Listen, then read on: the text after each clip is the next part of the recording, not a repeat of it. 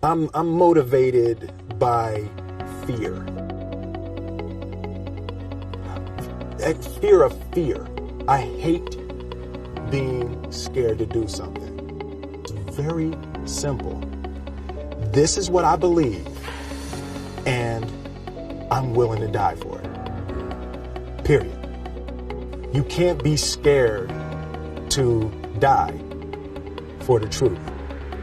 The truth is the only thing that's ever going to be constant. And you can't fear what might happen to you if you were to tell the truth.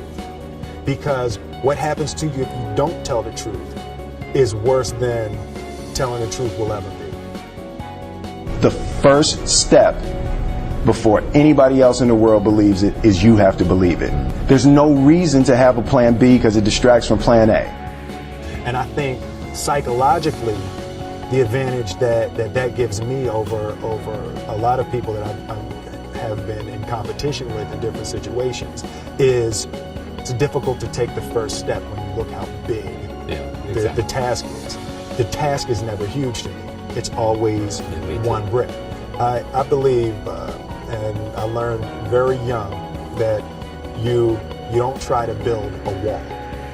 You don't set out to build a wall. You don't say, I'm going to build the biggest, baddest, greatest wall that's ever been built.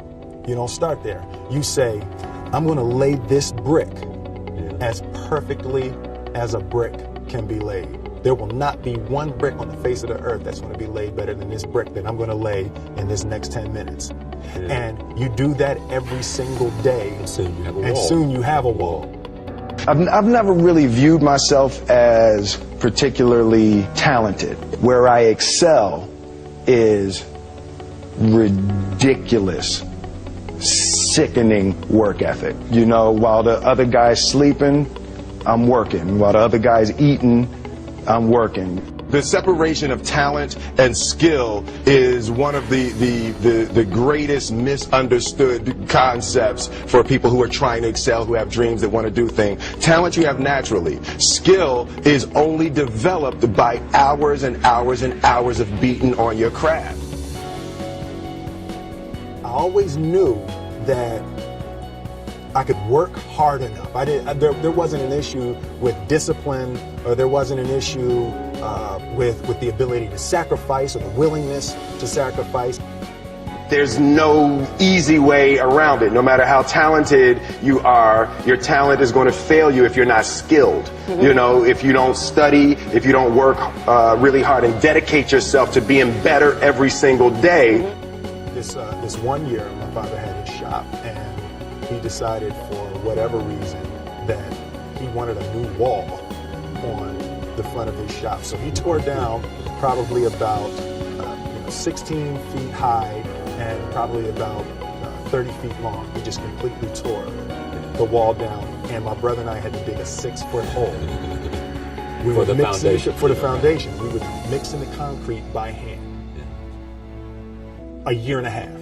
We were building this wall for a year and a half. Every day after school, we were coming, mixing concrete, putting it in the hole, doing it, and it was just myself and my little brother.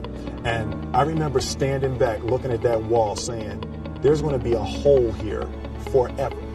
A year and a half later, we laid the final brick, and my father stood back with my brother and I know he planned this. He says he didn't, but I know he had been planning this and writing this for his for the past 2 years.